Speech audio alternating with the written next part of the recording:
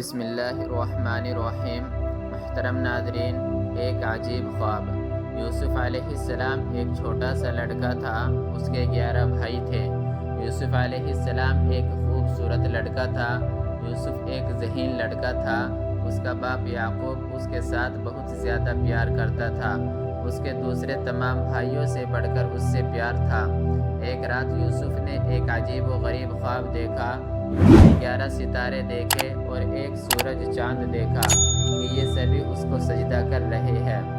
نہ یوسف بہت حیران ہوا، وہ یہ خواب سمجھ نہ سکا۔ بھلا ستارے، سورج اور ایک چاند ایک آدمی کو کیسے سجدہ کر سکتے ہیں؟ ننھا یوسف اپنے باپ یعقوب کے پاس گیا اور اسے یہ عجیب و غریب خواب سنایا۔ کہا، ابا جان، میں نے 11 ستارے، سورج اور چاند کو دیکھا کہ یہ سبھی میرے حضور سجدہ ریز ہے۔ اس کا باپ یعقوب علیہ السلام نبی تھا۔ حضرت یعقوب علیہ السلام اس خواب سے بہت زیادہ خوش ہوئے اور فرمایا، اے یوسف، اللہ تجھے برکت دے، تیری بڑی شان ہوگی۔ یہ خواب علم اور نبوت کی ایک خوشخبری ہے۔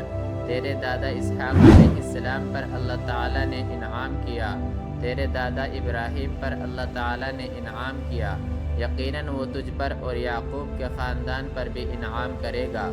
حضرت یعقوب علیہ السلام بڑے عالم فاضل تھے۔ وہ لوگوں کی عادات پہچانتے تھے۔ وہ جانتے تھے کہ شیطان کیسے غلبہ پاتا ہے اور شیطان ان کے ساتھ کس طرح کی اٹکیلیاں کرتا ہے۔ آپ نے فرمایا، اے میرے بیٹے، یہ خواب اپنے بھائیوں میں سے کسی کو نہ بتانا، وہ تیرے ساتھ حسد کریں گے اور وہ دشمن بن جائیں گے۔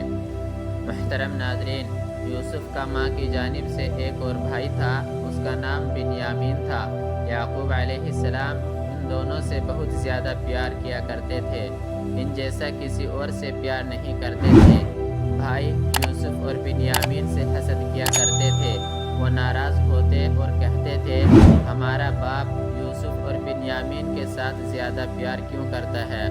ہمارا باپ یوسف اور بنیامین کے ساتھ زیادہ پیار کیوں کرتا ہے، حالانکہ وہ دونوں چھوٹے ہیں اور کمزور ہیں؟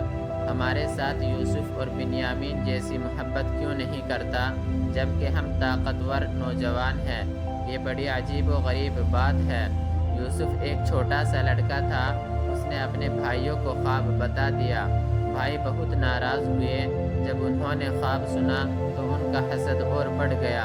ایک دن بھائی اکٹھے ہوئے اور انہوں نے کہا، یوسف کو قتل کر دو یا اسے دور دراز کسی جگہ پھینک دو، تب تمہارا باپ تمہارے لیے خالص ہو جائے گا اور اس کا پیار تمہارے لیے خالص ہو جائے گا۔